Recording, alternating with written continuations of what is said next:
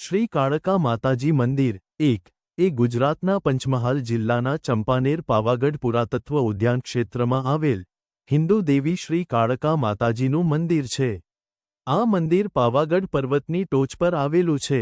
તેનું નિર્માણ 10મી અથવા 11મી સદીની આસપાસ થયું હતું. મંદિરમાં 3 દેવીઓની મૂર્તિઓ છે.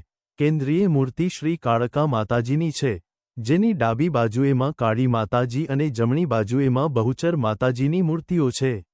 સુદ 8ના દિવસે મંદિર ખાતે મેળો ભરાય છે, જેમાં સહસ્ત્ર હજારો ભક્તો આવે છે. આ મંદિર એક શક્તિપીઠ છે. ઉડનખટોલા રોપ-વે દ્વારા સરળતાથી મંદિરમાં પહોંચી શકે છે. જાણો કેમ 500 વર્ષથી પાવાગઢ મંદિર પર ધજા નહોતી ફરકતી.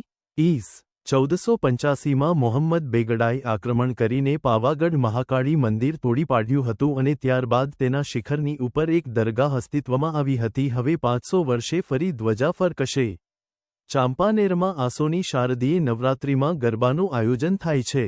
તેમાં પતઈ રાજાની મહારાણીઓ સાથે ભગવતી મહાકાળી પણ મનુષ્ય દેહ ધારણ કરીને ગરબે ઘૂમવા માટે આવે છે. રાજા મોહિત થઈને તેમનો પાલવ પકડી લે છે અને મહાકાળીમાં શ્રાપ આપતા કહે છે કે પાવાગઢ કેટલા પગથિયાં છે. આ ઉપરાંત અહીં ઉપર ચડવા માટે પગથિયાંવાળો માર્ગ પણ ઉપલબ્ધ છે.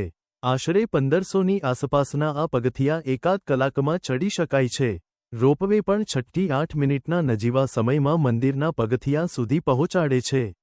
ઘણા સાહસિકો અને પ્રકૃતિપ્રેમીઓ ચાંપાનેરથી જમાંચી સુધી જંગલના રસ્તે ચઢાણ કરે છે, જેનો લહાવો અનેરો છે. પાવાગઢની નજીક આવેલા ઐતિહાસિક ચાંપાનેર કિલ્લો ભૂતકાળ અને સલ્તનતો, શાસકોનો સમય જોઈ ચૂક્યો છે.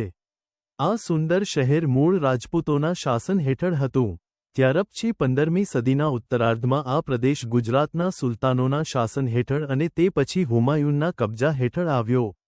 હુમાયું પાસેથી આ કિલ્લો સુલતાન બહાદુરશાહે જીતી લીધો, જેની પાસેથી અકબરે આ કિલ્લો મેળવ્યો. મોગલકાળ બાદ આ પ્રદેશ મરાઠાના વહીવટ હેઠળ આવ્યો અને આખરે બ્રિટિશરોએ આ કિલ્લાનો કબજો મેળવ્યો. ચાંપાનેર અને પાવાગઢને પર્વતો પરથી પસાર થતો સુંદર મજાનો રસ્તો પરસ્પર જાડે છે. ગુજરાતના પંચમહાલ જિલ્લામાં પાવાગઢ મહાકાળી માતાજીનું પવિત્ર શક્તિપીઠ છે. પાવાગઢ મહાકાળી માતાજીની યાત્રાના સ્થળ તરીકે વિશ્વપ્રસિદ્ધ છે. આ સ્થળ પર્વતની ટોચ પર દરિયાઈ સપાટીથી 2730 ફૂટ ઊંચે આવેલું છે. ત્યાં પહોંચવા માટે રોપ વેની પણ સુવિધા છે, જેની આસપાસનું વાતાવરણ ખૂબ જ સુંદર અને મનમોહક છે. શ્રી લકુલીશ મંદિર પાવાગઢનું સૌથી પ્રાચીન મંદિર માનવામાં છે. આ મંદિરને મહાકાળી માતાના પ્રમુખ ભૈરવ તરીકે ઓળખવામાં આવે છે. આ મંદિરની ઉત્તર દિશામાં ત્રિવેણી કુંડ આવેલો છે, જે ગંગા, જમુના અને સરસ્વતી શુદ્ધ પાણીના સંગ્રહણ માટે બંધાયેલો છે. માતાજીના મંદિરની સામે રાજા પતાઈનો મહેલ આવેલો છે, જે એક જમાનામાં રાજવીઓનો મહેલ ગણાતો હતો. પાવાગઢમાં પગથિયાવાળી વાવ સ્વરૂપે ઓળખાતી એકમાત્ર ઇમારત અત્યારે છે. આ વાવ લગભગ 4 માળની છે અને તેની લંબાઈ 190 ફૂટ છે અને પહોળાઈ 10 ફૂટ છે. શિકારમડીથી પૂર્વ દિશામાં થોડેક દૂર એક ઊંચી ટેકરી ઉપર ભીમચોરી, અર્જુનચોરી અને પ્રવેશદ્વારવાળું મંદિર એમ 3 પ્રાચીન સ્મારકો ઊભા છે. સ્થાપત્ય શૈલી પ્રમાણે 14 કે 15મી સદીના નિર્માણકાળનું એક શિવાલય ભીમચોરી તરીકે ઓળખાય છે. આ ભીમચોરીની નજીકમાં જ ગર્ભગૃહ અને અલંકૃત દ્વારશાખવાળું મંદિર અર્જુનચોરી તરીકે પ્રચલિત છે.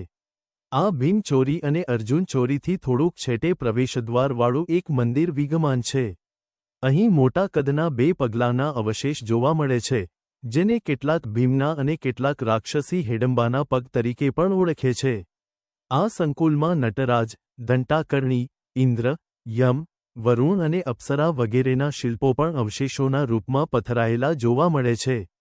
આ કલેશ્વરીનાળ વિસ્તારમાં પ્રતિ વર્ષે શિવરાત્રિ અને શ્રાવણ માસમાં જન્માષ્ટમીના પાવન પર્વે લોકમેળો યોજાય છે.